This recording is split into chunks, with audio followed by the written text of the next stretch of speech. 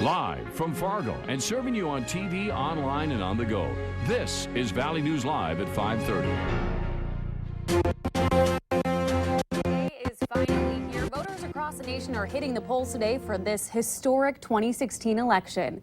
Good evening and thank you for joining us tonight. Our full team coverage on this season's election begins right now. This is video of voters at the Baymont Inn and Suites in Fargo today. We just called the Cass County Auditor and they say over 58,000 people have cast their vote so far. North Dakota Secretary of State reports no specific numbers, but are describing turnout so far as steady to busy. History will be made no matter who the vote turns out. Clinton would become the first woman to win the presidency, and Trump would represent a massive repudiation of the Washington establishment not seen in generations. And you still have time to head out and vote if you haven't done so already. Cass County and Clay County polls close at 8 p.m. Hillary Clinton and Donald Trump stomped all the way through last night and into today, making their closing arguments to voters late last night. Samantha Jo Roth picks up our coverage from New York. In just hours, the first polls will close on a day this country has been waiting for, Election Day. And while the candidates have been campaigning up until the last minute, their fate is now in the hands of the American people. Both Hillary Clinton and Donald Trump casting their ballots this morning in New York after wrapping up Monday's nonstop campaign schedule with dueling midnight rallies. Did you ever think you'd be hearing a major speech like at around close to 1 o'clock in the morning? Are we crazy? Tomorrow you can vote for a hopeful, inclusive, big-hearted Clinton campaigning from morning to night in Pennsylvania, Michigan, and ending in North Carolina. Key battleground states with 51 electoral votes between them. Our core values are being tested in this election, but my faith in our future has never been stronger. Clinton arriving back home in New York early this morning, a few hundred supporters on the tarmac greeting her. We will make America safe again, and we will make America great again.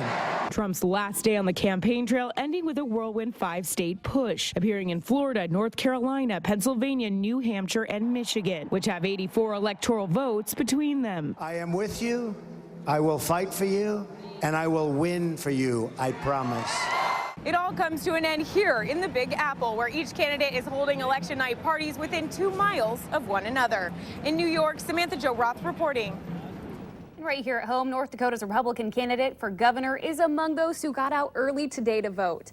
Doug Burgum voted at his precinct at the downtown Fargo Library. It was quite busy there, so he had to wait in line like most of you. Burgum is running against Democratic State Representative Marvin Nelson of Rolla and Fargo businessman Marty Riskey, who's running on the Libertarian ticket. Valley News Team's Ashley Bishop is covering the Cass County Republicans race and the governor's race. Let's go right out to her for a live report with the latest. Ashley, what can you tell us? It's quiet here right now, Christine, as the doors will open here at the sanctuary in downtown Fargo at 7 p.m. The final touches are being added and the staffers here are excited.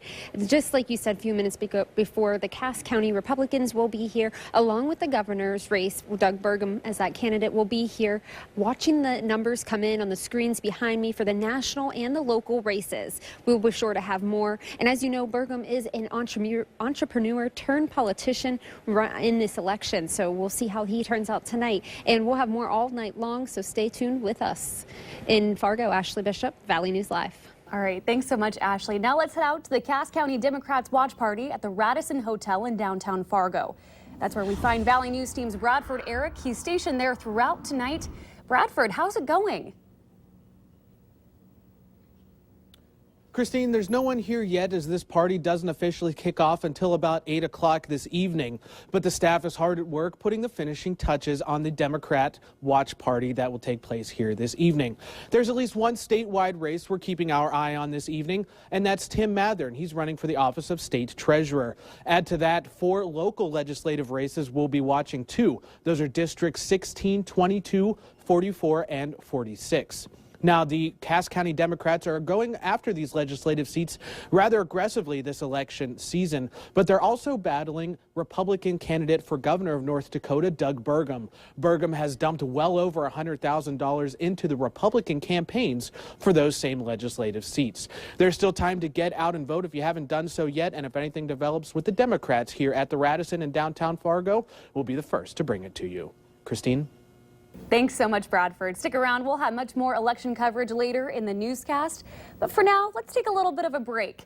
We're going to get a quick look outside from Robert. How's it looking tonight? Yeah, another nice day out there today with temperatures getting into the 50s across most locations after a rather chilly start to the day, and still in the 50s in some areas, but already cooled down to 39 up in Langdon, 49 in Grand Forks. It's 52 degrees now here in the Fargo-Moorhead area. Our normal high for today, 40.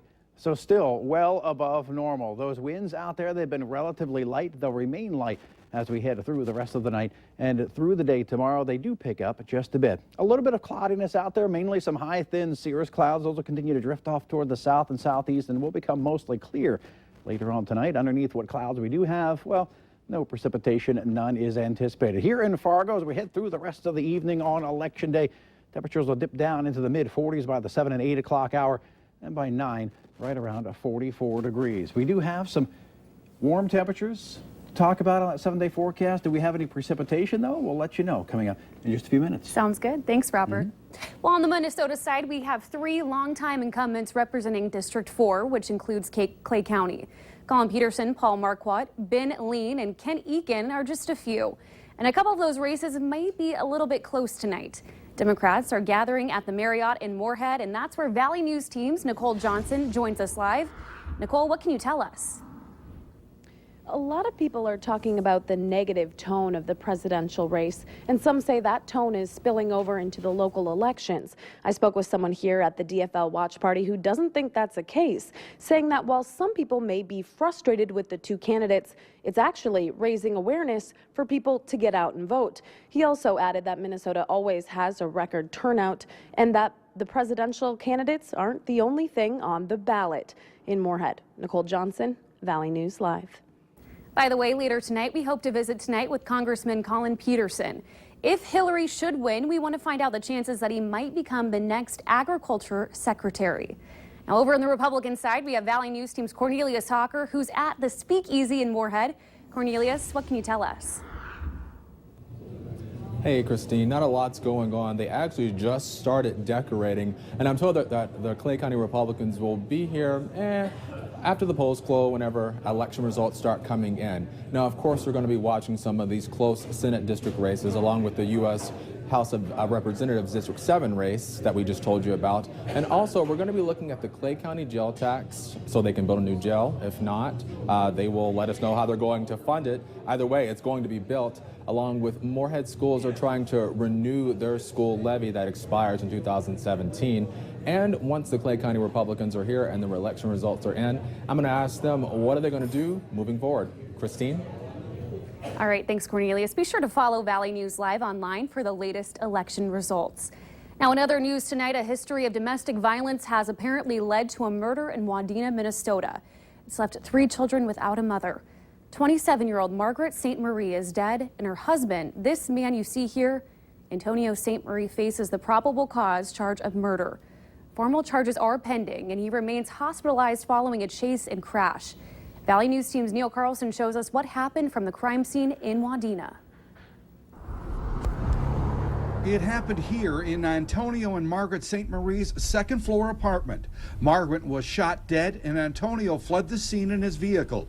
He was chased by police until he crashed west of town and was captured. I spoke with another married couple who lives in the building and actually hung out with the couple from time to time. They said they weren't aware of any long-running marital problems. In fact, they have no idea what may have happened. Were they having problems with their marriage? Or? No, everything seemed pretty normal. Any idea what happened? I'm not really sure. Okay. You know as much as I do. Okay. Yeah, we didn't hang out with them every day. We hadn't really seen them in since Halloween, and then this happened. Had they lived here long? Few years. But a search of court records shows there was trouble behind the closed doors of the St. Marie's home. Just last week, Antonio was charged with felony domestic assault. He allegedly accused Margaret of cheating on him and roughed her up. Antonio was already on probation for another felony domestic assault and terroristic threats conviction in 2012. Sadly, he was under a court order stemming from last week's charge to have no contact with his wife. However, police were not called until a gunshot was heard, and his wife Margaret was dead, and the couple's 3 young children were without a mother. In Wadena, Minnesota, Neil Carlson, Valley News Live.